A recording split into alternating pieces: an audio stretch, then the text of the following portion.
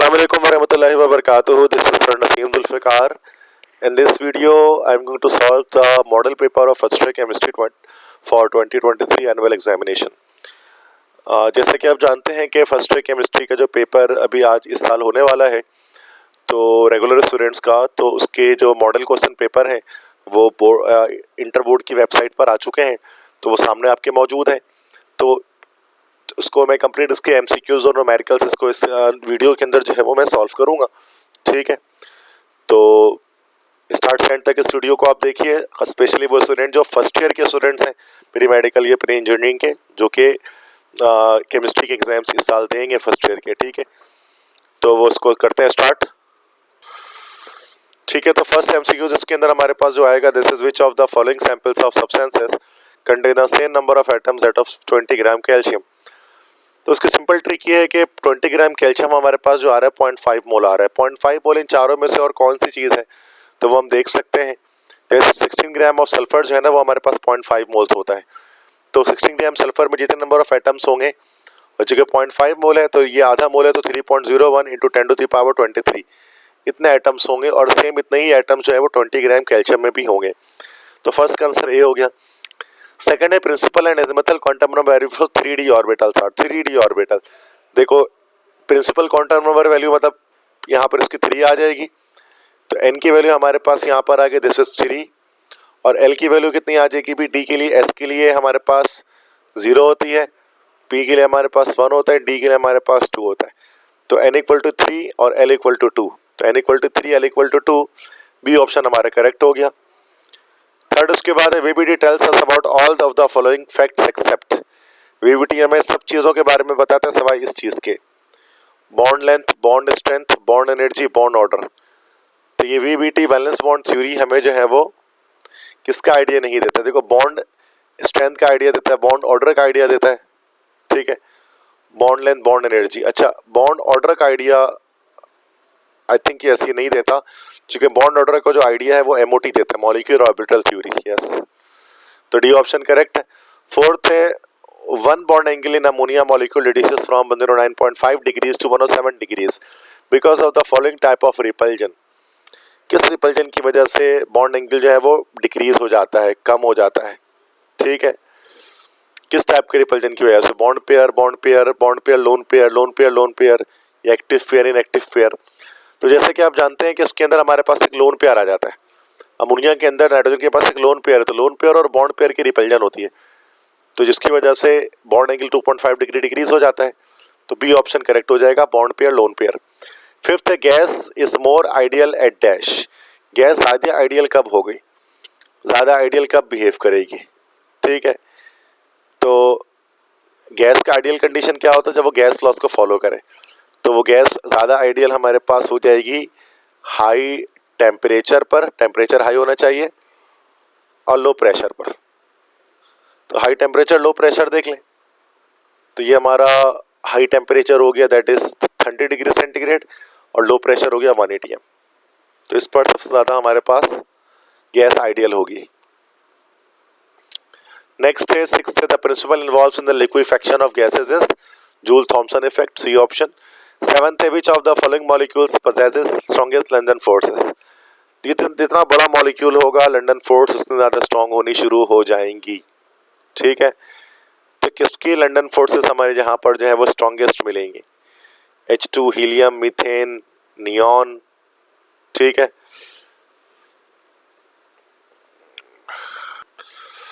ठीक है, तो यहाँ मीथेन के अंदर हमारे पास जो लंडन फोर्स स्ट्रॉन्गेस्ट होंगी CH4 में। Eighth, a big crystal can be cut or split into smaller size of identical shape. This phenomenon is called cleavage. Ninth है if the radius of zinc is इतना and sulfide ion is इतना, the radius ratio of zinc sulfide should be। अगर Zn+2 का ion का radius इतना है और S-2 ion का रेडियस इतना है, तो रेडियस रेशियो जिंक सल्फाइड का कितना होगा। रेडियस रेशियो निकालने का फॉर्मूला हमारे पास होता है that is radius of cation divided by radius of anion. तो कैटाइन हमारे पास ये है तो उसका रेडियस हो गया 0.74, और एनाइन हमारे पास है 1.84। तो उनको हमें डिवाइड करना पड़ेगा, तो हमारे पास आंसर आ जाएगा। तो देखो 0.74 न्यूमरेटर में आया और डेनोमिनेटर में आ गया 1.84, ठीक है, और इक्वल इसको हमने इक्वल टू किया तो 0.40, ठीक है, तो ये सी ऑप्शन करेक्ट हो जाएगा। 10th है Kp equal to Kc when delta n is equal to 0, A option. 11th है the unit of rate constant for the first order reaction is, first order reaction के लिए rate constant की value क्या होगी, ठीक है, rate constant की। तो देखो रेट इक्वल टू के और हमारे पास सिर्फ एक ही हमारे पास जैसे कि कंसंट्रेशन है कोई भी, जैसे कि ए आ गया, तो रेट कांस्टेंट तो मोलैरिटी पर सेकंड इक्वल टू के इंटू मोलैरिटी, तो मोलैरिटी से मोलैरिटी कैंसिल, सेकंड इनवर्स हमारे पास आंसर आ जाएगा फर्स्ट ऑर्डर रिएक्शन के लिए। 12th है which of the following is categorised into partially miscible liquid pair, partially soluble liquid pair हमारे पास कौन सा होगा, benzene and water, methanol and water, phenol and water, benzene and toluene, ठीक है। Partially miscible मतलब जो थोड़ा सा सॉल्युबल हो सके, जो ज़्यादा हल ना हो सके, तो that is phenol and water, methanol and water, benzene and toluene, ये तीनों तो हमारे पास सॉल्युबल होंगे, जस्ट बेंजीन एंड वाटर ये हमारा पार्शियली मिसिबल होगा, ये ऑप्शन, क्योंकि हमारा बेंजीन नॉन पोलर है, वाटर पोलर है। 13th है conjugate base of HCO3 minus is, HCO3 minus का कॉन्जुगेट बेस क्या होगा हमारे पास, ठीक है, तो ये हमारे पास चूंकि एसिड है H प्लस लॉस कर सकता है, जैसे कि HCO3 माइनस अगर हम इसको ले लें, इसको हम वाटर में ऐड करें तो क्या होगा कि अपना H प्लस और लॉस करेगा, CO3 माइनस 2 हो जाएगा प्लस H3O प्लस हो जाएगा, तो ये यहाँ पर एज एसिड बिहेव कर रहा है, ये एज अ बेस बिहेव कर रहा है, ये एज एसिड बिहेव कर रहा है, एज अ बेस बिहेव कर रहा है, तो कार्बोनेट आयन हमारा CO3 माइनस 2 इसका कॉन्जुगेट बेस है, CO3 minus 2, B option. 14th है milk is an example of this type of solid, तो कौन से टाइप का सॉलिड हमारे पास यहाँ पर जो है वो मिल्क कौन से टाइप का सॉलिड है, जेल है, एरोसोल है, इमल्जन है, फोम है, तो जेल, एरोसोल और फोम तो नहीं हो सकता, तो ये हमारे पास एक इमल्जन हो सकता है, सी ऑप्शन, दो लिक्विड्स का पेयर होता है ये। 15th which of the following enthalpy change is always negative, कौन से एंथैल्पी चेंज हमेशा नेगेटिव होगा, एंथैल्पी ऑफ कंबस्टन, क्योंकि हमेशा ये रिएक्शन हमारा एक्सोथर्मिक होगा। नेक्स्ट है which of the following is not a state function of a system, इनमें से कौन सा स्टेट फंक्शन नहीं होगा, स्टेट फंक्शन जो इनिशियल फाइनल पे डिपेंड ना करे, pressure, internal energy, enthalpy, work done, ठीक है। देखो एंथैल्पी को हम कह सकते हैं H1 H2 कर सकते हैं इसको हम, ठीक है, इंटरनल एनर्जी को हम E1 E2 कर सकते हैं, प्रेशर को हम P1 P2 कर सकते हैं, लेकिन वर्क डन स्टेट फंक्शन नहीं होता, ठीक है, डी ऑप्शन, क्योंकि W1 और W2 नहीं हो सकता, डेल्टा W हम नहीं कहते कभी। Next galvanised rod of iron is coated with zinc, corrosion से बचाने के लिए होता है ये। उसके बाद सेक्शन बी में आएंगे, सेक्शन बी के हमारे पास क्वेश्चन आंसर्स हैं, तो 9 क्वेश्चन अटेम्प्ट करने हैं, हर सवाल 4 नंबर कैरी करता है, उसमें सेक्शन न्यूमेरिकल से कोशिश करें कि न्यूमेरिकल ज़्यादा करें, तो the more you do the numericals the more marks you will be getting in the exams, board exams, ठीक है। तो मैं इसको न्यूमेरिकल्स के लिए मैंने अलग शीट एक बना दी है यहाँ पर, तो यहाँ पर देखिए न्यूमेरिकल्स अलग अलग जो है वो आ जाएंगे, तो इजली यहाँ पर हम इसको सॉल्व कर लेंगे, ठीक है। सो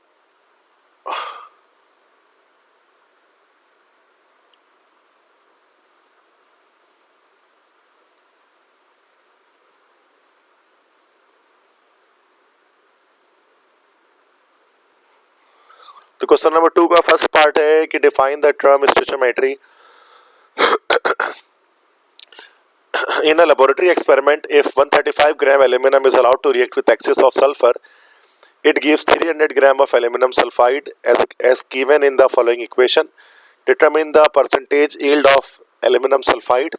Atomic mass of aluminum is this and sulfur is this, ठीक है। So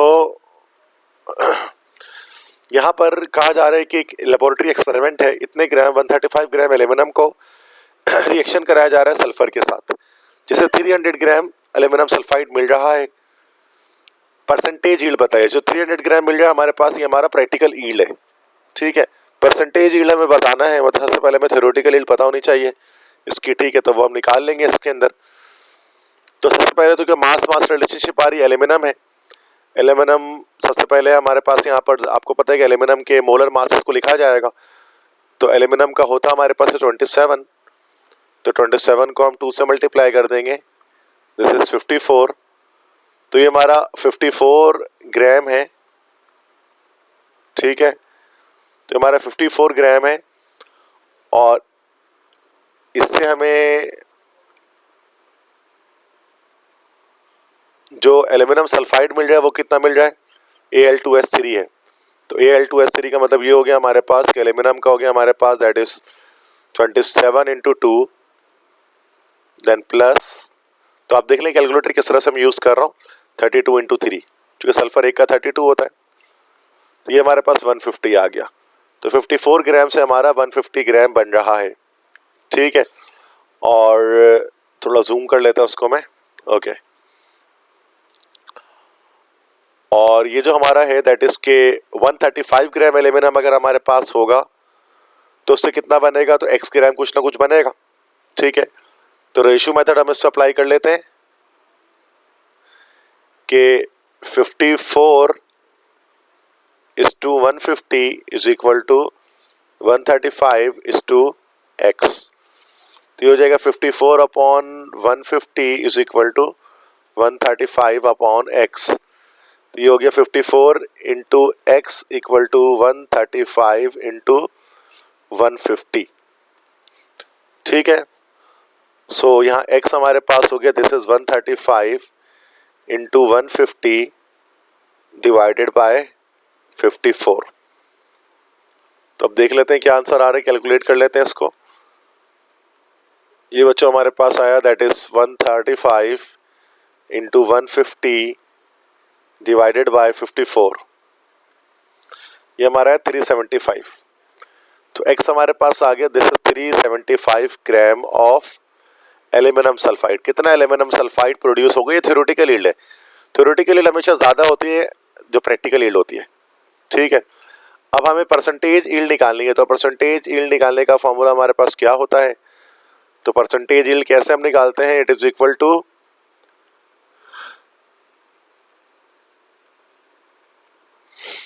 ठीक है। तो परसेंटेज यील्ड को अगर हमें निकालना है, we have to find percentage yield. तो प्रैक्टिकल यील्ड हमारी जो ऊपर आ जाएगी और थ्योरेटिकल यील्ड नीचे आ जाएगी, मल्टीप्लाई बाय 100 कर देंगे, ठीक है। So this is practical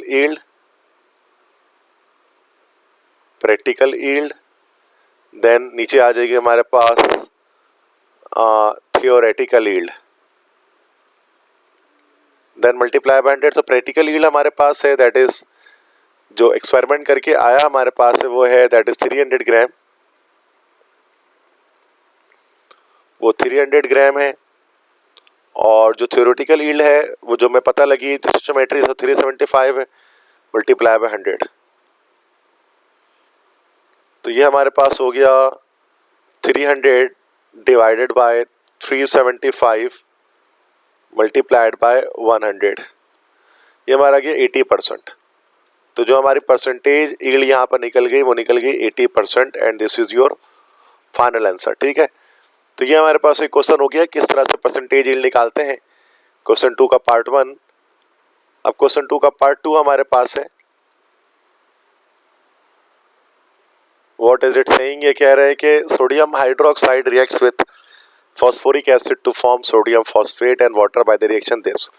If 100 gram of NaOH and 100 gram of phosphoric acid are mixed for the reaction under specific condition, determine the mass of sodium phosphate formed. तो यहाँ पर हमारे पास लिमिटिंग रिएक्टेंट का numerical है, चूँकि यहाँ पर दोनों के मासेस हमें दे दिए गए अलग अलग, और हमसे पूछा जा रहा है कि बताए कितना सोडियम फॉस्फेट हमारे पास फाइनली बन रहा है। तो 2 बार ये क्वेश्चन हमारे पास अटेम्प्ट हो गए, इसमें 2 बार इक्वेशन लिखनी होगी, बार 3NaOH प्लस H3PO4 रिएक्शन है, और ये बना Na3PO4 प्लस 3H2O, और एक बार दोबारा से इक्वेशन लिखनी पड़ेगी 3NaOH प्लस H3PO4 जो हमारे पास होता है phosphoric acid, next Na3PO4 plus 3 water. अब देखिए यहाँ पर हमारे पास जो चीज़ें हमारे पास मौजूद हैं, लाइक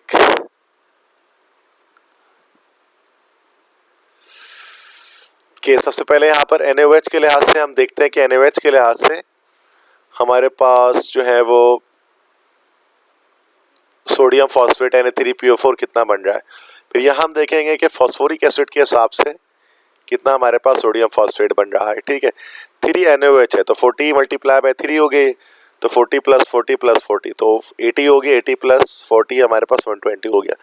तो 120 ग्राम अगर NaOH ले रहे हैं तो उससे Na3PO4 कितना बन रहा है, Na3PO4, तो Na3 मतलब 23 मल्टीप्लाई बाय 3 प्लस 31 प्लस 16 4 दा 64, ये हमारे पास है कि 164 ग्राम। तो 120 ग्राम से तो 164 ग्राम बन रहा है, और 100 ग्राम से कितना बनेगा, तो भाई कुछ तो बनेगा हमारे पास, तो ये हम लिख सकते हैं कि भाई x ग्राम बनेगा। अब रेशियो मेथड अप्लाई कर लेते हैं कि 120 upon 164 is equal to 100 divided by x। ये फिर हम ये कह सकते हैं कि 120x is equal to 100 into 164, या फिर ये भी कह सकते हैं x equal to 100 into 164 divided by 120। तो ये बाय स्टेप मैं आपको सारी चीज़ें बता रहा हूँ कैसे की जा रही है। That is 100 multiply by 164 and this should be divided by 120। तो ये हमारे पास आ गया, दिस इज 136.6, तो x हमारे पास आ गया 136.6 ग्राम ऑफ Na3PO4। इससे तो इतना जनरेट हो रहा है हमारे पास, ये एक आंसर है, बट चूंकि लिमिटिंग रिएक्टेंट का सवाल है, जो कम आएगा वही हमारा फाइनल आंसर होगा। ठीक है, ये बात भी अच्छी तरह से आप जानते हैं कि आपको लेस वाला आंसर यहाँ पर हमें ढूंढना है। ठीक है, अब यहाँ आ जाते हैं H3PO4 फॉस्फोरिक एसिड, इसका कितना निकल जाएगा भाई हमारे पास, दैट्स 3 + 31 + 64, ये हमारे पास होगा 98।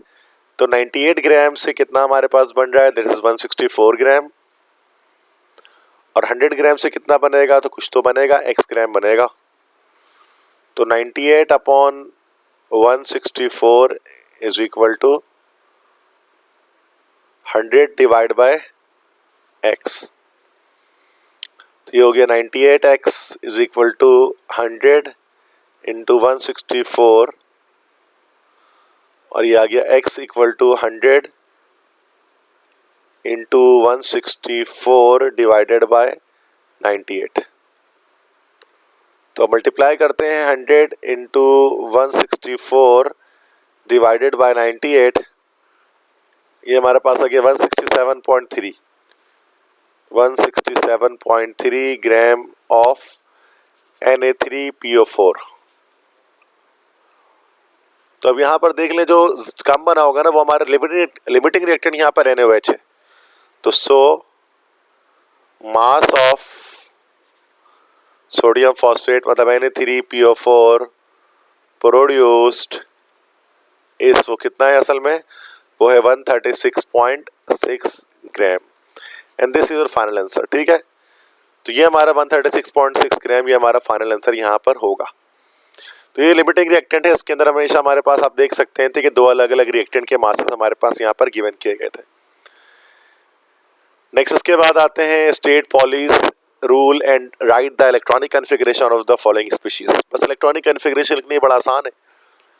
फर्स्ट है Ca+2 है, Z इक्वल टू 20 है, तो उसका हमारे पास क्या निकल जाएगा, दिस इज 1s2 2s2, ठीक है। अच्छा, Z इक्वल टू 20 आ गया और कैल्शियम +2 है, तो इलेक्ट्रॉन इसके पास कितने होंगे, 18 होंगे, चूंकि 2 इलेक्ट्रॉन निकले हुए, तो 1s2 2s2 2p6 3s2 और 3p6 पे यहाँ पर हमारा खत्म हो जाएगा। ठीक है, 18 इलेक्ट्रॉन लग जाएंगे। नेक्स्ट हमारा है this is Br-1, Z equal to 36, लेकिन यहाँ पर इलेक्ट्रॉन कितने हो जाएंगे, इसके अंदर इलेक्ट्रॉन हो जाएंगे 30, एक -1 है तो इलेक्ट्रॉन 37 हो जाएंगे, तो ये हो जाएगा 1s2 2s2 2p6 3s2 3p6 4s2 3d10 3d10 तक ये हमारा 30 हो गया। ठीक है, 30 हो गया। उसके बाद हमारे पास 5s2, ठीक है, 5s2 और 5p5 हमारे पास आ जाएगा। ठीक है, तो ये हमारे पास इलेक्ट्रॉनिक कॉन्फ़िगरेशन होगी ब्रोमीन की। किस तरह से मैं कर रहा हूँ, अगर आपको नहीं आता करना तो यहाँ पर आप देख लेंगे इस तरह से मैं इसको कर रहा हूँ। दैट इज 1 2 3 4 5 6 7 तक लिखेंगे। उसके बाद सबके साथ शुरू में एस लगा देंगे। अगर आप ये ऑफ प्रिंसिपल कहलाता है तो कहता है कि electrons are filled in the energy levels as per the increasing order of their energies. तो अगर आपको ये चीज़ नहीं आती तो मैं यहाँ पर देख लें कैसे कर रहा हूँ। 3 4 5 के उसके बाद डी लगा दिया और 4 के साथ एफ लगा दिया। फिर इस तरह डायगोनल में कट करेंगे और फिर इस तरह से ही हम क्या करेंगे बच्चों के पढ़ेंगे जितने भी जो ये इस ऑर्डर में फिल करेंगे।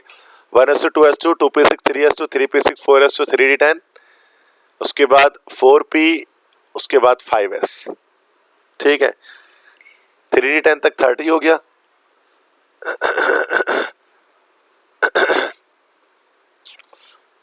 3d10 तक हमारे पास 30 हो गया। ठीक है, इसके बाद 4p हमारे पास आना था, यहाँ पर मैंने थोड़ा सा गलत कर दिया, तो देखो 3d के बाद 4p आएगा, 4p6 आ जाएगा, तो ये 30 हो गया, 36 हो गया। उसके बाद फिर 5s1 हमारे पास आएगा। ठीक है, नाउ करेक्ट है ये। नेक्स्ट हमारे पास है copper Z equal to 29। Copper है, एटॉमिक नंबर 29 है, ये हो जाएगा 1s2 2s2 2p6 3s2 3p6 4s1 और 3d10 हो जाएगा। तो ये कॉपर की इलेक्ट्रॉनिक कॉन्फ़िगरेशन होगी। 4s1 3d10 इसलिए किया गया, वैसे 4s2 3d9 होता है, बट स्टेबल करने के लिए हम क्या करते हैं कि इलेक्ट्रॉन एस से डी में शिफ्ट कर देते हैं। तो ये हमारे पास उसकी इलेक्ट्रॉनिक कॉन्फ़िगरेशन कॉपर की भी निकल जाएगी। ठीक है, तो ये नेक्स्ट क्वेश्चन हो गया हमारा मॉडल पेपर का।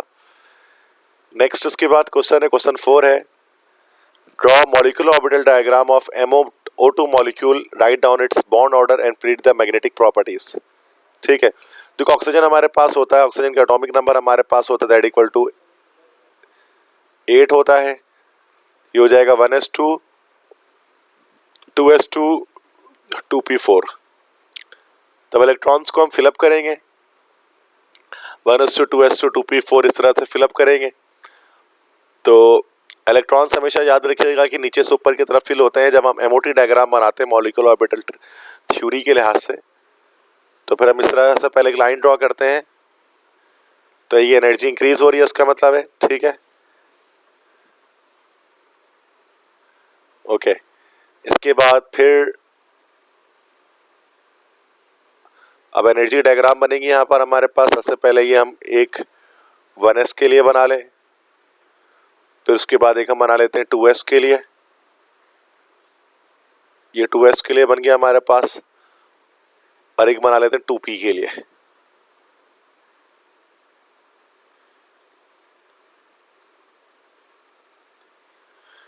ठीक है, तो ये हमारे पास this is 1s, this is 2s, this is 2p। ठीक है, 1s 2s 2p, तो एनर्जी इंक्रीज हो रही है, आप देख सकते हैं। तो 1s में एक बॉक्स लगा दिया, इसमें भी एक बॉक्स लगा दिया, यहाँ पर यहाँ एक बॉक्स लगा दिया, यहाँ एक बॉक्स लगा दिया। ठीक है, इस तरह 2s के लिए बॉक्सेस लगा दिए इलेक्ट्रॉन्स को फिलअप करने के लिए। और 2p में हम क्या करेंगे, 2p में हमें पता है कि 3 बॉक्सेस लगाने पड़ेंगे, चूंकि 3 ऑर्बिटल्स हैं यहाँ पर,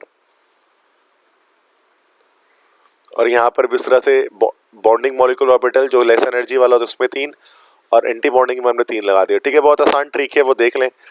तो 1s पर 2 है, फिर 2s पर 2 है, फिर 2p पर हमारे पास 1 2 3 4 है। इस तरह से 1s पर 2 है, 2s पर 2 है, ये दूसरा ऑक्सीजन है, और इस पर हमारे पास 4 है। अब देखो अब ये नीचे मॉलिक्यूलर ऑर्बिटल चल रहे हैं, MO चल रहा है ये। ठीक है, तो ये हमारे पास नीचे वाला हमारे पास होता है BMO बॉन्डिंग मॉलिक्यूलर ऑर्बिटल, और दूसरे वाला हमारे पास कहलाता है ABMO anti bonding molecular orbital. तो 4 इलेक्ट्रॉन यहाँ आ गया, इस तरह से 4 इलेक्ट्रॉन्स यहाँ आ गए, और यहाँ कितने हैं भाई, 4 4 8 इलेक्ट्रॉन है। दैट्स 1 2 3 4 5 6 और 7 और 8।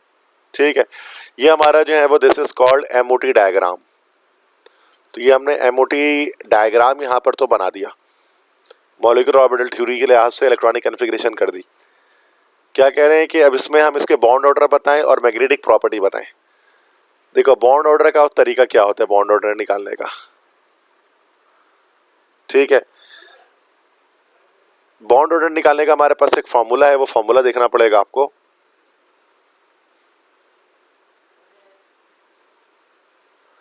ये तो बॉन्ड ऑर्डर का ये फॉर्मूला हमारे पास होता है कि number of electron in BMO minus number of electrons in ABMO divide by 2।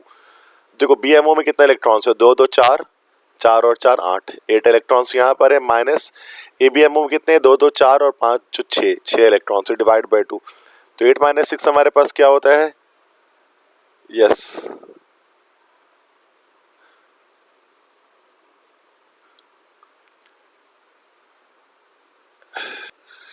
Sorry, यहाँ पर जो बीएमओ में इलेक्ट्रॉन है 2 2 4, 4 और 6 है ना, 6 4 10 इलेक्ट्रॉन है, ठीक है।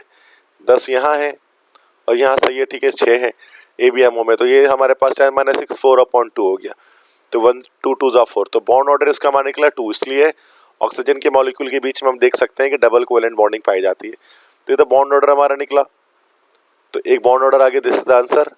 नेक्स्ट क्या कह रहे हैं, मैग्नेटिक प्रॉपर्टी बताएं कि मैग्नेटिकली ये कैसा होगा। तो मैग्नेटिक प्रॉपर्टी, अब मैग्नेटिक प्रॉपर्टीज की क्या होगी, ठीक है। तो यहाँ पर ये हम कह सकते हैं कि हमारा होगा पैरामैग्नेटिक नेचर का। क्यों होगा पैरामैग्नेटिक नेचर का, because of unpaired electrons in anti bonding molecular orbital. अगर एंटी बॉन्डिंग मॉलिक्यूलर ऑर्बिटल में अनपेयर्ड इलेक्ट्रॉन्स मौजूद होते हैं तो इसका क्या मतलब होता है कि वो कंपाउंड हमारा पैरामैग्नेटिक होगा, मैग्नेट की तरफ स्लाइटली अट्रैक्ट करेगा। तो यहाँ पर आप देख सकते हैं कि इसका जो एंटी बॉन्डिंग मॉलिक्यूलर ऑर्बिटल है एबीएमओ, यहाँ पर अनपेयर्ड इलेक्ट्रॉन यहाँ पर मौजूद हैं, जिसकी वजह से ये मैग्नेट की तरफ अट्रैक्ट करेगा, पैरामैग्नेटिक होगा। तो एमओटी आपको इस तरह से बॉन्ड ऑर्डर और मैग्नेटिक प्रॉपर्टी के बारे में आइडिया देती है, ठीक है। तो ये क्वेश्चन को इस तरह सॉल्व करना है, ठीक है। मतलब डायग्राम बनानी है, एमओटी डायग्राम ये वाली इसकी, देन बॉन्ड ऑर्डर निकालना है, उसके बाद मैग्नेटिक प्रॉपर्टी बतानी है, ठीक है। नेक्स्ट आगे बढ़ते हैं नेक्स्ट क्वेश्चन की तरफ।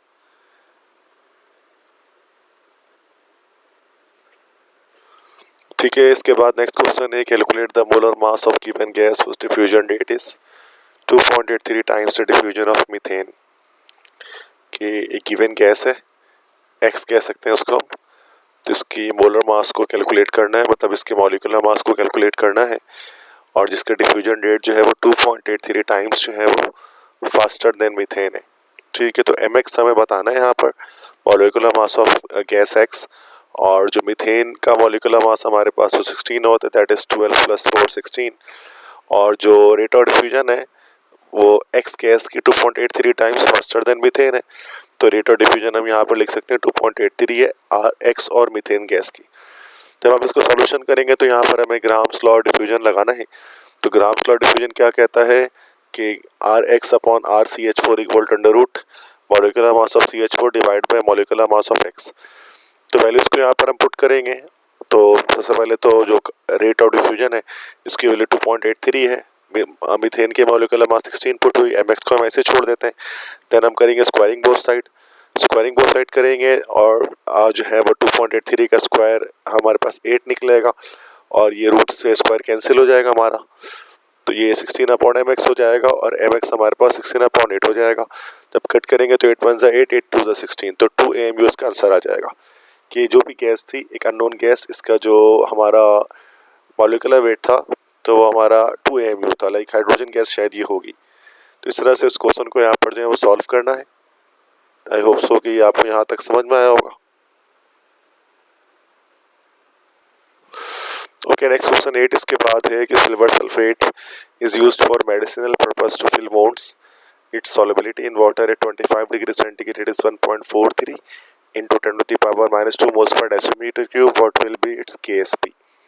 तो KSP हमें बताना है, सॉल्युबिलिटी प्रोड बताना है। तो ये चैप्टर 7 से एक न्यूमेरिकल लिया गया है, उसके अंदर मॉडल पेपर में आपके पास। तो डेटा में देखिए, सबसे पहले सॉल्युबिलिटी दी गई है वाटर में, टेम्परेचर कोई काम नहीं होता इस रिएक्शन के अंदर। तो सॉल्युबिलिटी वाटर में जो दी गई है सिल्वर सल्फेट की वो है 1.43 into 10⁻⁻² moles per decimeter cube, और KSP आपको बताना है। तो सबसे पहले इसका क्या तरीका होता है कि हम सिल्वर सल्फेट जो है Ag2SO4, इसकी डिसोसिएशन की इक्वेशन लिख देते हैं Kg2SO4 जो हमारे पास है Ag प्लस साइन में और SO4 माइनस 2 आइन में ब्रेक हो गया। फिर बैलेंस करने के लिए Ag से पहले 2 लगा लिया, ठीक है। तो 2Ag है तो 2x लिख दिया और 1 मोल ऑफ सल्फेट है तो सिर्फ यहाँ पर x लिख दिया। अब हमें पता है कि Sp बराबर हो जाता है कंसनट्रेशन जो प्रोडक्ट होती है उसकी कंसनट्रेशन सिर्फ Ksp के अंदर आती है, तो Ag प्लस की कंसनट्रेशन और ये जो मोल्स थे ये स्क्वायर बन गए, देन SO4 माइनस 2 की कंसनट्रेशन। अब Ag प्लस हमारा 2x हो गया और सल्फेट हमारा x हो गया, तो Ksp बराबर हो गया हमारे पास 4x क्यूब के, और Ksp की वैल्यू पुट कर दी 1.43 into 10 to the power minus 2। Then x निकालने के लिए हमने यहाँ पर क्या किया कि x बराबर हो जाएगा, x क्यूब बराबर हो जाएगा 1.43 into 10 to the power minus 2 upon 4। फिर क्यूब हटाने के लिए क्या करेंगे यहाँ पर, इसके बाद हम taking cube root on both side, दोनों साइड पर हम क्यूब रूट हम यहाँ पर ले लेंगे, ठीक है। आई थिंक कि मैं इसको करके दिखा देता हूँ आपको, if you are not getting how I have done it.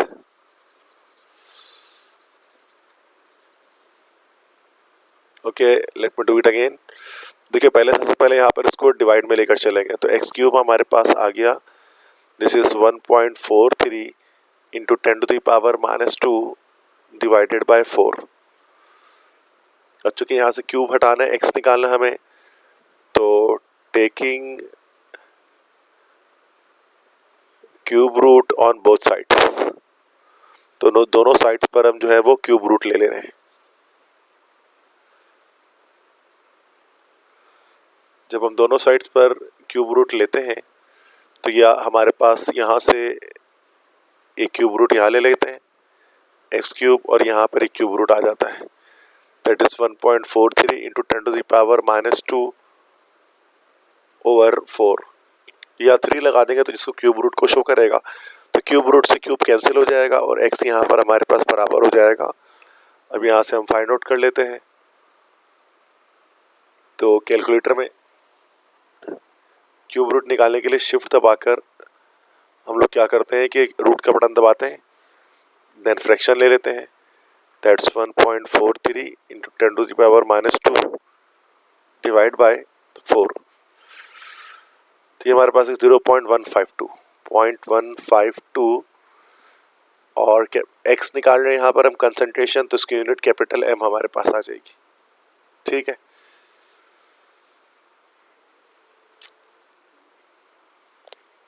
Sorry, यहाँ पर हमारे पास Ksp इसमें बताया गया था, ठीक है, तो ये हमने शायद x निकाल दिया है, तो इसको मैं दोबारा से करता हूँ। यहाँ पर आंसर यहाँ पर करेक्ट नहीं हो सका है,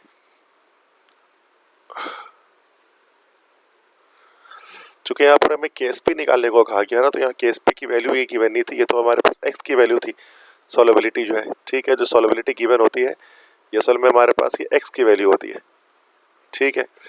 तो Ksp डायरेक्टली यहाँ पर आ जाएगा हमारे पास, दिस इज चूंकि ये 4x क्यूब हो गया, तो x की वैल्यू बस पुट कर देते हैं, तो Ksp बराबर हो जाएगा 4 then 1.43 into 10 to the power minus 2 का होल क्यूब, और ये डायरेक्ट Ksp हमारे पास डायरेक्ट आंसर आ जाएगा।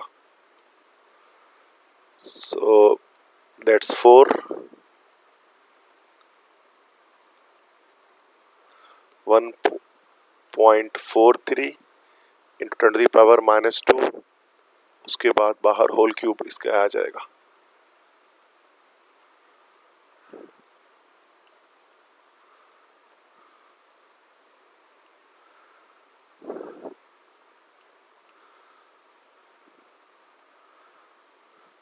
दोबारा से करता हूँ, 4 then 1.43 into 10 to the power minus 2,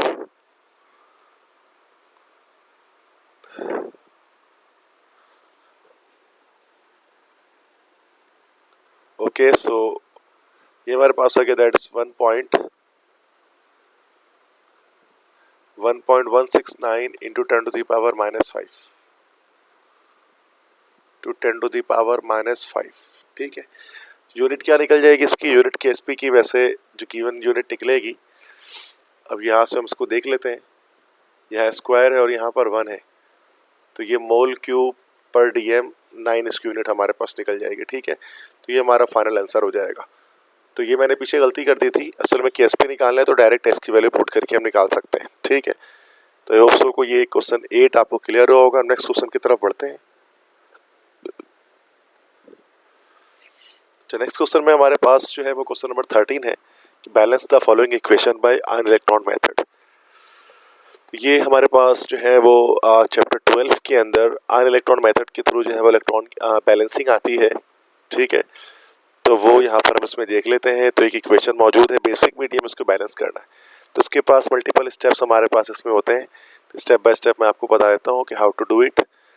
तो सबसे पहले स्टेप नंबर 1 हमारे पास होता है कि split the equations into two parts. कि इक्वेशंस को जो है वो हम दो पार्ट्स में सबसे पहले स्प्लिट कर देते हैं। तो जैसे कि MnO4 है माइनस ये हमारे पास बन गया Mn+2 आइन। बिल्कुल इसी तरह से सल्फाइड आइन SO3-2 ये बन गया हमारे पास SO4-2। तो ये फर्स्ट स्टेप है। इसके बाद स्टेप नंबर 2 हमारे पास होता है दैट इज के हम इसमें बैलेंस करेंगे, बैलेंस ऑक्सीजन को बैलेंस करेंगे। कैसे? By adding water. जितना ऑक्सीजन है उतना हम उसमें जो है वो क्या कर देंगे कि वाटर लगा लेंगे। तो हमारे पास जो है वो ऑक्सीजन बैलेंस हो जाएगा, ठीक है। तो अब देखिए यहाँ पर हमारे पास है MnO4 माइनस और ये है Mn+2। अब देख सकते हैं यहाँ पर हमारे पास जो है वो 4 ऑक्सीजन है, यहाँ पर एक भी ऑक्सीजन नहीं है तो 4H2O लगा लेंगे, ऑक्सीजन बैलेंस हो गया। इसी तरह से SO3-2 है और यहाँ पर SO4-2 है। तो यहाँ पर 3 ऑक्सीजन, यहाँ 4 ऑक्सीजन, तो यहाँ पर एक वाटर मॉलिक्यूल बस लगा लेंगे, ठीक है। स्टेप नंबर 4 इसके बाद आएंगे। स्टेप 4 हमारे पास हम क्या करेंगे, इसमें बैलेंस करेंगे। बैलेंस करें किसको भाई? हाइड्रोजन को बैलेंस करें।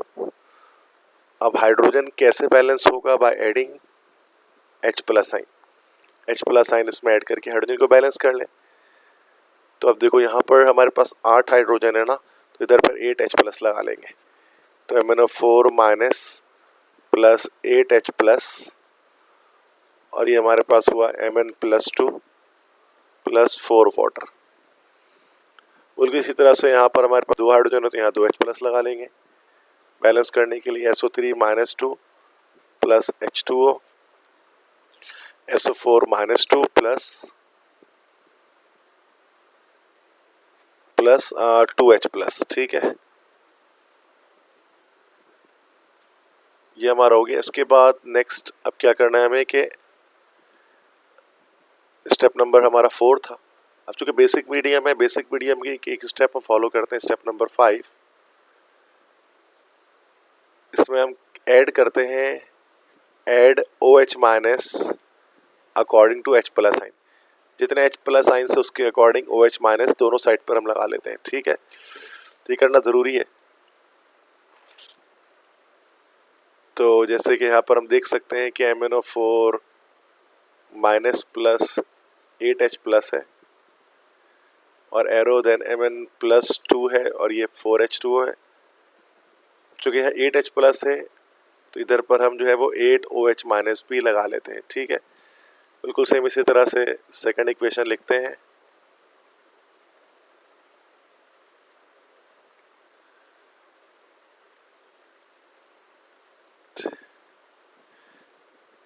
ठीक है, दोनों तरफ जैसे 8OH- यहाँ लगाया तो 8OH- जो है वो आप राइट साइड पे भी लगाएंगे। इस तरह से 2H+ है ना, तो 2H- आप यहाँ पे भी लगाएंगे और ये 2OH- जो है वो यहाँ पर भी लगेगा। तो H+ OH- मिलकर वाटर बना लेगा। तो ये हमारे पास हो जाएगा MnO4 प्लस 8H2O और ये बन गया Mn+2 plus 4H2O plus 8OH-। इस तरह से सेकंड इक्वेशन बनी SO3-2 plus H2O SO4-2 plus का 2 वाटर 2H2O, सही है। ये यहाँ पर हमारे पास बन गया। स्टेप नंबर 5 हमारे पास है। स्टेप नंबर 5 के बाद स्टेप नंबर 6 हमारे पास है चार्जेस को बैलेंस करेंगे। बैलेंस चार्जेस, और चार्जेस बैलेंस कैसे करते हैं? बाय एडिंग इलेक्ट्रॉन को ऐड करके, ठीक है। देख सकते हैं चार्ज यहाँ पर कितना है, इधर पर ओवरऑल चार्ज लेफ्ट साइड पे देखेंगे, इस वाले इक्वेशन पे देख लेते हैं फर्स्ट पहले। तो ये -1 चार्ज यहाँ पर ओवरऑल है और यहाँ +2 और -8, +2 चार्ज यहाँ, -8 यहाँ, तो +6 चार्ज यहाँ पर है। तो ये -1 है यहाँ, +6 से जहाँ ज़्यादा है वहाँ पर कम कर सकते हैं। ठीक है, चार्जेस के साथ ये इशू होता है कि जहाँ चार्ज ज़्यादा है, बढ़ा हुआ है, तो वहाँ पर चार्ज हम कम कर सकते हैं। ठीक है, इधर -1 चार्ज है, इधर पर +2 और -8, तो ये हमारे पास जो है वो दैट इज़ +2 -6 चार्ज है। ठीक है, तो -1 जहाँ ज़्यादा है वहाँ कम कर सकते हैं। तो -1 को हम इसमें 5 इलेक्ट्रॉन लगा सकते हैं, ये भी -6 हो जाएगा। ठीक है, तो ये हो जाएगा MnO4 + 8H2O प्लस 5 इलेक्ट्रॉन लगा लेते हैं, देन Mn+2 + 4H2O + 8OH-। बिल्कुल इसी तरह से अब यहाँ देखें चार्ज कितना है, यहाँ पर है सिर्फ -2 चार्ज है यहाँ पर। ठीक है, आई थिंक यहाँ पर 2H+, अच्छा 2OH- यहाँ पर मैंने नहीं लिखा था, अब लिख देता हूँ 2OH-। तो ये माइनस का 4 चार्ज हो गए यहाँ पर, और यहाँ पर सिर्फ माइनस का 2 चार्ज है। तो लेफ्ट साइड पर माइनस का 4 चार्ज है, यहाँ माइनस का 2 चार्ज है, तो 2 इलेक्ट्रॉन्स लगाने हैं। तो जहाँ पर जैसे यहाँ -4 है, यहाँ -2 है, जहाँ ज़्यादा है वहाँ पर कम करेंगे। ठीक है, तो -2 को -4 कर देंगे, 2 इलेक्ट्रॉन यहाँ लगाकर, तो 2OH- plus SO3 -2 plus H2O, और ये हमारे पास हो गया SO4 -2 plus 2H2O plus 2 electron यहाँ पर लगा लेते हैं। ठीक है, अब देखें चार्जेस को बराबर करना है। अब यहाँ देखें 5 इलेक्ट्रॉन लगा हुआ है, यहाँ पर 2 इलेक्ट्रॉन लगा, इसको 2 से मल्टीप्लाई कर देते हैं, इसको 5 से मल्टीप्लाई कर देते हैं। ठीक है, उसके बाद पहले ये काम कर लेते हैं कि इलेक्ट्रॉन के ऑक्सीजन को कैंसिल आउट कर देते हैं, तो ये ज़्यादा आसान हमारे पास हो जाएगा। देखिए 4H2O है, यहाँ पर 8H2O है, तो यहाँ पर 4H2O हटा दिया गया यहाँ से, और यहाँ पर बस 4H2O कर दिया गया। इसे यहाँ 1H2O, यहाँ 2H2O, यहाँ से H2 हटा दिया गया, यहाँ पर बस 1H2 हो गया। अब इस पूरी इक्वेशन को हम फर्स्ट वाले को हम इसको 2 से मल्टीप्लाई कर देंगे, और सेकंड इक्वेशन को हम जो है वो 5 से मल्टीप्लाई कर देंगे। ठीक है, तो जब इसको हम 2 से मल्टीप्लाई करेंगे तो ये हमारे पास हो जाएगा that is 2MnO4 plus 8H2O plus का 10 इलेक्ट्रॉन, और ये बन गया हमारे पास Mn+2 2Mn+2 प्लस का 8 to the 16 OH-। सेम इसी तरह से 5 to the 10 OH- प्लस का 5 SO3 -2, और ये बन रहा है हमारे पास 5 SO4 -2 प्लस का 5H2O प्लस का 10 इलेक्ट्रॉन। ठीक है, इलेक्ट्रॉन से इलेक्ट्रॉन हमारे कैंसिल आउट हो गए। देन जो बच गए जाती हैं चीज़ें उनको हम एक साथ लिख देते हैं, तो इक्वेशन हमारा ऑलरेडी बैलेंस हो जाता है। ठीक है, अब देख लेते हैं यहाँ पर ये हमारे पास ओवरऑल इक्वेशन क्या आ रही है। थोड़ा इसको जूम आउट करते हैं।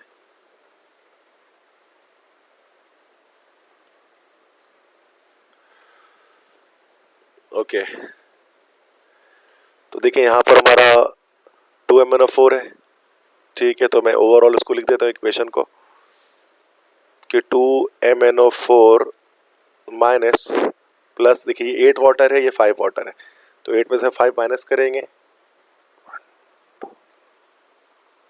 तो 3 बचेगा, प्लस का 3H2O। ठीक है, इसके बाद ये 10OH है, 16OH है, यहाँ से 10OH हटा देते हैं, यहाँ पर सिर्फ हमारे पास 6OH बच जाएगा, तो प्लस 5SO3 -2। इसके बाद यहाँ जाते हैं तो 2Mn+2 प्लस का 5SO4 -2 प्लस का 6OH-। ठीक है, 5H2O तो यहाँ से हट गया। अब देखिए 2 मैंगनीज बैलेंस है, 5 सल्फर बैलेंस है, हाइड्रोजन 6 बैलेंस्ड है, ऑक्सीजन 4 2 8, 8 और 3 8 9 10 11 और 11 और 15, 11 और 15 हमारे पास हो गया, दैट इज 6 26, और यहाँ 5 4 20 और 6 26। तो ये इक्वेशन हमारे पास जो है वो बैलेंस हो गए। तो ये ओवरऑल इस तरह से इस इक्वेशन को हमें बैलेंस करना पड़ता है। तो मैंने बड़ी स्लोली आपको बता दी स्टेप बाय स्टेप हर चीज़ किस तरह से इसके अंदर हुई है, ठीक है। तो ये बैलेंस बेसिक मीडियम में बैलेंस करना था, तो इसमें ये स्टेप एक एक्स्ट्रा करना पड़ता है। ओके, बाकी इस पर डिटेल लेक्चर मैंने दिया हुआ है, तो वहाँ से आप देख सकते हैं अगर यहाँ आपको समझने में कोई मसला आ रहा है। नेक्स्ट, इसके बाद नेक्स्ट क्वेश्चन पे बढ़ते हैं। डिफाइन मोलैरिटी, मोलैरिटी को डिफाइन करें। Calculate the mole fraction of a solution prepared by mixing 360 gram glucose and 900 gram water. तो मोल फ्रैक्शन है, न्यूमेरिकल है, तो उसका डेटा बना लेते हैं। क्वेश्चन 14 है ये। सो calculate the mole fraction of solution, मतलब XA और XP आपको बताना है, सॉल्यूट और सॉल्वेंट की मोल फ्रैक्शन आपको बताना है। जबकि जो prepared by mixing 360 gram glucose and 900 gram water, तो मास आपको जो दिया हुआ है सॉल्यूट का वो दिया हुआ है 360 ग्राम, और जो मास आपको दिया गया है सॉल्वेंट का वो दिया गया 900 ग्राम। तो डायरेक्टली हम यहाँ पर क्या करें कि इसी को हम कन्वर्ट कर लेते हैं यहाँ पर मोल्स में, क्योंकि मोल्स की ज़रूरत होती है। तो 360 डिवाइड बाई 180, तो आई थिंक ये 2 आ जाएगा। 2 मोल हमारे पास Na के आ गए, और ये क्या आ जाएगा हमारे पास Nb, that is 900 divide by 18, चूँकि वाटर है। तो that's 900 divide by 18, the answer would be 50। तो 50 मोल हमारे पास जो है वो इसका है, लाइक सॉल्वेंट का है। तो सॉल्यूशन पे आते हैं। सॉल्यूशन में आपको पता है कि 2 मोल फ्रैक्शन हमारे पास निकलेंगे, एक XA निकलेगा और एक XP निकलेगा। सॉल्यूट के XA बराबर होता है Na over Na plus NB, जबकि XP बराबर होता है NB over Na plus NB, ठीक है। तो Na हमारे पास 2 हो गया और Na प्लस NB 52 हो गया, और XP निकालना है तो ये हमारे पास हो गया, दैट इज 50 डिवाइड बाय 52। तो XA हमारे पास क्या निकला, that's 2 divide bye 52, and the answer is 1/26। This is 0.038। Unit कोई नहीं होती, तो this is the final answer. और XP चूंकि सॉल्यूशन का पूछ रहा है, मोल फ्रैक्शन सॉल्यूशन का, तो सॉल्यूट सॉल्वेंट दोनों का निकालना है। तो XP हमारे पास निकल गया यहाँ पर, दैट इज 50 डिवाइड बाय 52, तो ये निकल गया हमारे पास 96.961। तो दिस इज 0.961। तो ये बेटा ये 2 आंसर्स हमारे पास आ गए। इन दोनों को प्लस करेंगे तो वो हमेशा 1 के बराबर आएगा, तो ये इसकी वेरिफिकेशन होती है, ठीक है। तो क्वेश्चन 14 था, इसका आंसर है that simple question, mole fraction निकालना था, जबकि आपको जो सॉल्यूट के मास और सॉल्वेंट का मास इसके अंदर दिया हुआ था, ठीक है। नेक्स्ट क्वेश्चन की तरफ बढ़ते हैं।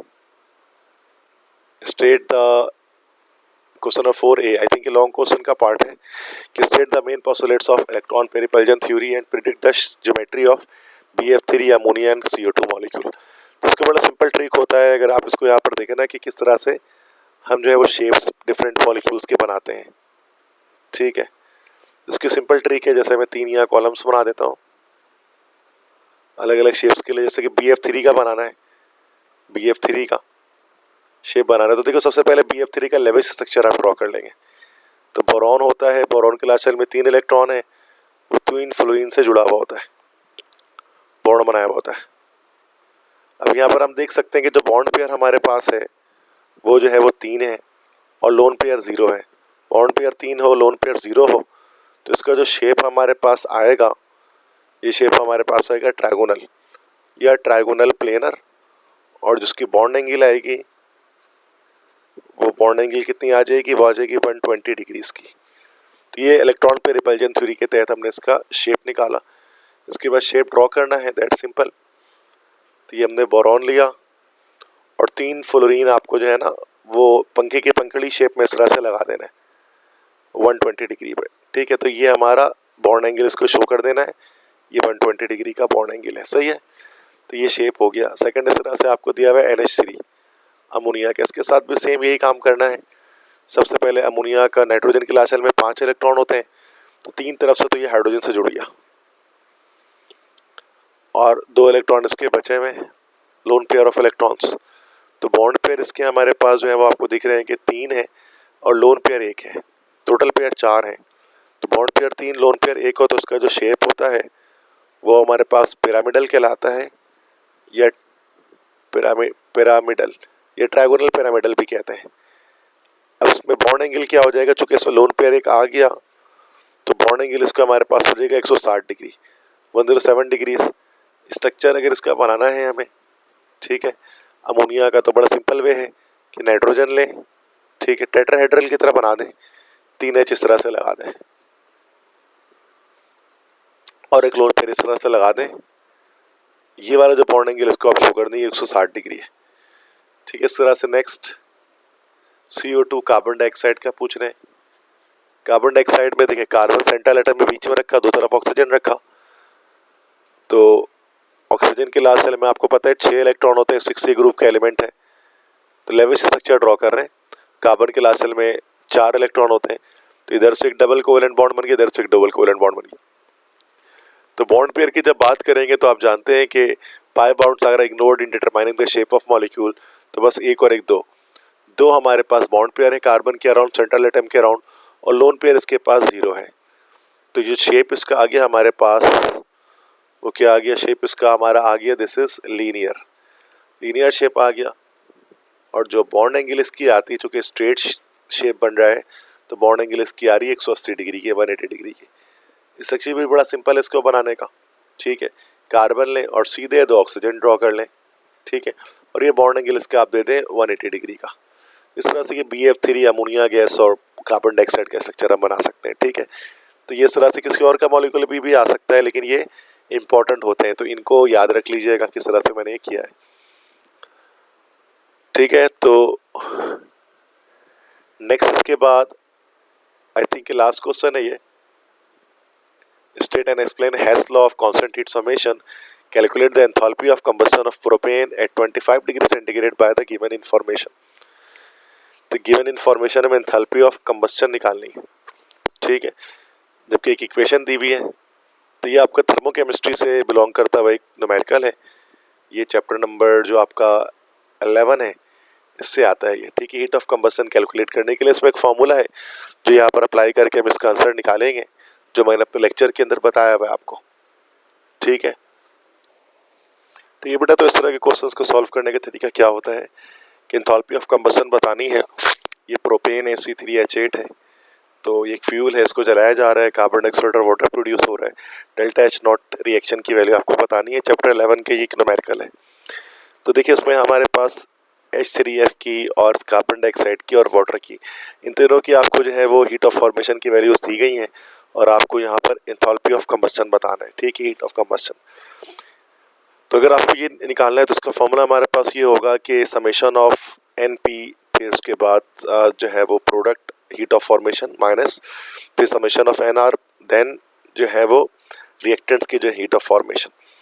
मतलब आपको पहले प्रोडक्ट्स की वैल्यूज़ लिखनी है इसके अंदर, हीट ऑफ फॉर्मेशन की, रिएक्टेंट्स की लिखनी है, और जितने भी प्रोडक्ट की हीट ऑफ फॉर्मेशन की वैल्यू लिखेंगे उसको आप मल्टीप्लाई करेंगे किसके साथ भाई, जिसके नंबर ऑफ मोल्स है उसके साथ। जैसे कि यहाँ से स्टार्ट करते हैं, प्रोडक्ट हमारा कार्बन डाइऑक्साइड है और वाटर है।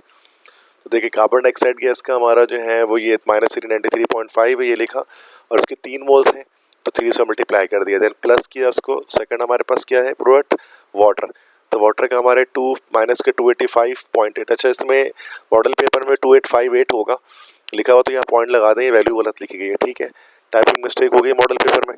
तो माइनस के 285.8 मल्टीप्लाई बाय उसके 4 मोल्स है तो 4 से मल्टीप्लाई किया, ब्रैकेट बंद कर दिया, देन माइनस फॉर्मूले का। उसके बाद रिएक्टेंट की बारी, रिएक्टेंट में हमारे पास सिर्फ प्रोपेन है, ये -104 है, और आप देख सकते हैं इसके पीछे कुछ नहीं लिखा हुआ, तो 1 मोल है तो 1 से मल्टीप्लाई कर दिया। अब इसको ओवरऑल हम क्या करेंगे, इसको सॉल्व कर लेते हैं।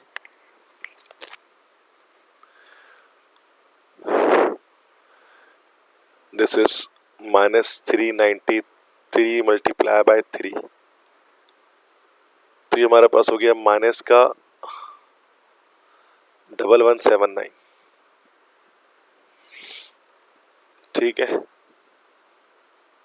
इसके बाद 285.8 मल्टीप्लाई बाय 4, ये हो गया माइनस का 1143.2।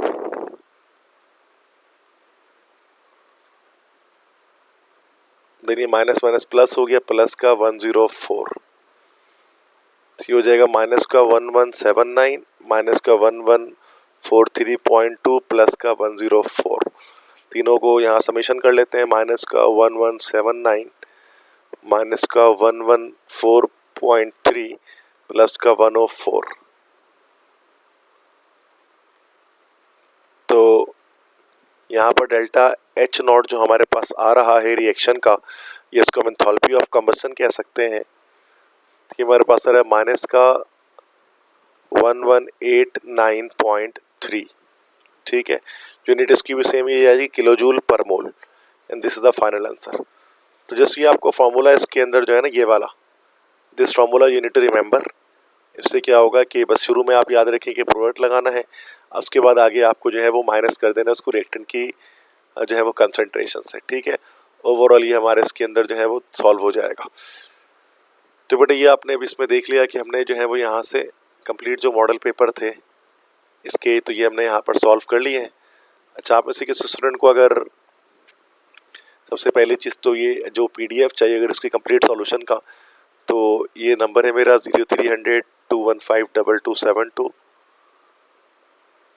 तो इस नंबर पर जो है वो व्हाट्सएप आप कर सकते हैं इसके PDF के लिए, ठीक है। जो भी जिसको PDF रिक्वायर है, सॉल्व अनसॉल्व जो भी, तो आप इसे देख सकते हैं। बाकी अगर लेक्चर आपको पसंद आया है तो आप मेरा नाम है सर नसीम जुल्फ़िकार, आप मेरे चैनल को सब्सक्राइब कर दें और वीडियो को जो है वो लाइक कर दें, ठीक है। और अगर आप मेरी फिज़िकल क्लासेस ज्वाइन करना चाहते हैं तो मैं जो है मेरा ताल्लुक़ है दुआए इल्म कोचिंग सेंटर से।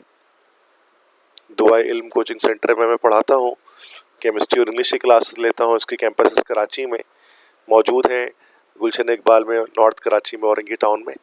यहाँ पर class 9, 10, first year, second year और ECAT MDCAT की क्लासेस होती हैं, ठीक है। तो अगर आप मेरी फिज़िकल क्लासेस ज्वाइन करना चाहते हैं, फेस टू फेस मुझसे आप पढ़ना चाहते हैं, तो फिर आप मेरी क्लासेस इस तरह से ज्वाइन कर सकते हैं। कोचिंग का नाम बता दिया। व्हाट्सएप नंबर मेरा 0300 215 2272 है। अगर एडमिशन की डिटेल लेनी है तो भी इसी व्हाट्सएप नंबर पर कांटेक्ट करें, या फिर इस तरह से अगर आपको जो है PDF चाहिए, नोट्स चाहिए फर्स्ट ईयर के किसी भी तरह के, मतलब, तो आप इस पर कांटेक्ट कर सकते हैं। तो अगर आपको जो भी कंटेंट, जो भी मटेरियल रिक्वायर्ड है किसी भी सब्जेक्ट के, ख़ास तौर पे इंग्लिश और केमिस्ट्री में आपको टारगेट पेपर रिक्वायर्ड हो, या फिर PDF रिक्वायर्ड हो नोट्स के, या MCQs रिक्वायर्ड हो, या गेस्ट पेपर, कुछ भी चीज़ें, तो आप जो है वो मुझसे जो है वो इसमें इस नंबर पर व्हाट्सएप करके आप मुझसे ले सकते हैं, ठीक है। तो बेटा बेस्ट ऑफ लक तमाम स्टूडेंट्स को अपने एग्ज़ाम्स के लिए। तो इंशाल्लाह ये लेक्चर आपके लिए फ़ायदेमंद होगा।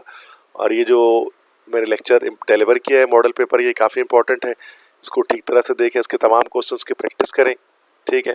बाकी क्वेश्चन भी आप अगर चाहते हैं कि सर वो बाकी क्वेश्चन कैसे सॉल्व होंगे इसके, तो याद करने वाले जो मैंने नहीं कराए, तो उसके लिए follow my notes for rest of the question. क्योंकि मेरा मसला था कि मैंने जैसे आपको न्यूमेरिकल्स करवाने थे और इस तरह से ऑब्जेक्टिव टाइप चीज़ें हैं, MCQs हैं, वो कराने थे। बाकी आप मेरे नोट्स को फॉलो करें जो है वो। अगर आपको रेस्ट ऑफ द कोर्सेज की तैयारी करनी है तो नोट्स अगर आपको मेरे अपने चाहिए तो ये नंबर है, दोबारा से मैं बता रहा हूँ 0300 215 2272। इस पर कांटेक्ट करके आप यहाँ से जो है वो PDF आप ले सकते हैं। नॉमिनल से चार्जेस होंगे वो मैं आपको बता दूंगा जो भी PDF के हैं, ठीक है। तो यही है कि आप अच्छी तरह से प्रैक्टिस करते रहे। मेरे पास लेक्चर्स मैंने कंप्लीट अपलोड किए हुए फर्स्ट ईयर केमिस्ट्री के, ठीक है। तो 1000+ लेक्चर्स अपलोडेड हैं तो मेरे चैनल पर, तो आप जाएं और प्लेलिस्ट के थ्रू आप देखें चैप्टर 1 till चैप्टर 12। काफ़ी सारी चीज़ें शायद आपको इस लेक्चर के अंदर समझ में नहीं आई होंगी कि मैंने किस तरह से इसको सॉल्व किया। मैंने बहुत शॉर्टकट कर दिया सर आपने, तो बिल्कुल ऐसा ही है, क्योंकि ये चीज़ें मैंने डिटेल में पहले ही पढ़ा चुका हूँ, ठीक है, डिफरेंट लेक्चर्स के अंदर। तो आप जाएँ, सबसे पहले उन लेक्चर्स को आप जो है वो रीड आउट करें, समझें, ठीक है। तो इंशाल्लाह फिर जो है वो चीज़ें आपके लिए बेहतर ही होंगी। तो ये फर्स्ट ईयर केमिस्ट्री का मॉडल पेपर था। जो अभी कल ही लॉन्च हुआ था, और आज मैंने कोशिश की कि मैं इस पर एक लेक्चर टोटल तैयार कर दूं। अगरचे आज जो है वो ईद का आज जो है वो सेकंड डे है, I think third day start हो गया है, बट मैंने कोशिश की कि चलें आप, अगर आपके पास थोड़ा वक्त है और बच्चे भी पढ़ रहे हैं तो अपने टाइम की यूटिलाइज़ करें, ठीक है। तो बस यही चीज़ है। बेस्ट ऑफ लक तमाम स्टूडेंट्स को, दुआओं में मुझे याद रखिएगा। अल्लाह हाफिज़।